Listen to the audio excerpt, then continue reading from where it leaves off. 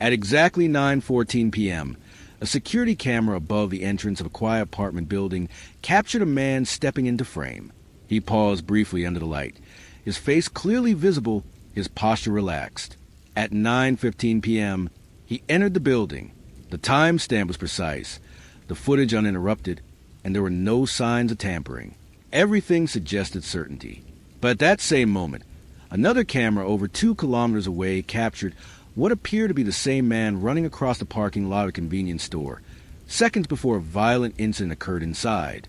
2 locations, 2 recordings, and 1 man existing in both places at the same time. Investigators were left with a question that defied logic. Was the evidence wrong, or was someone manipulating the truth?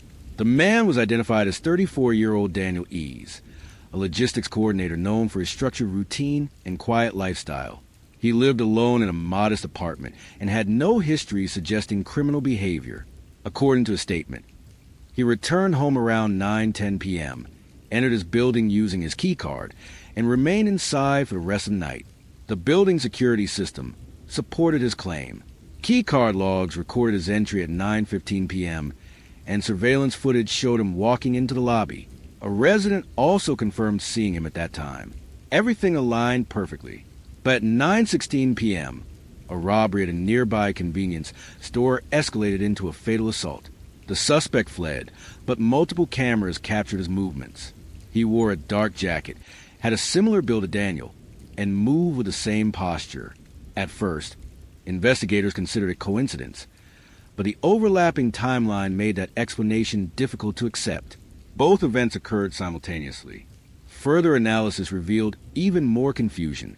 Phone records showed Daniel's device connected to a cell tower near his apartment throughout the time of the crime.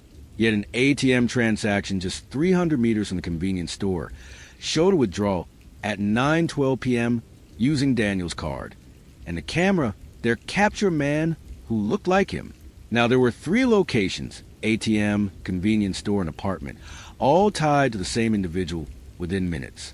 Investigators tested every possibility. The timestamps were verified, the systems appeared accurate, and witnesses were credible. But a small detail shifted the direction of the case. The jacket seen in the apartment footage had a faint discoloration on the sleeve.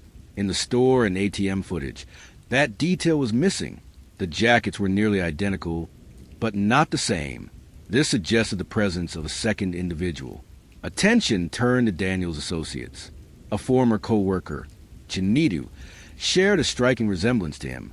They had worked together for years, and footage from their workplace confirmed how similar they looked side by side. Phone records showed Chinidu's device was switched off around the time of the crime and reconnected near the convenience store shortly after. Ride data placed him near the ATM before the incident. The pieces began to align, but one question remained.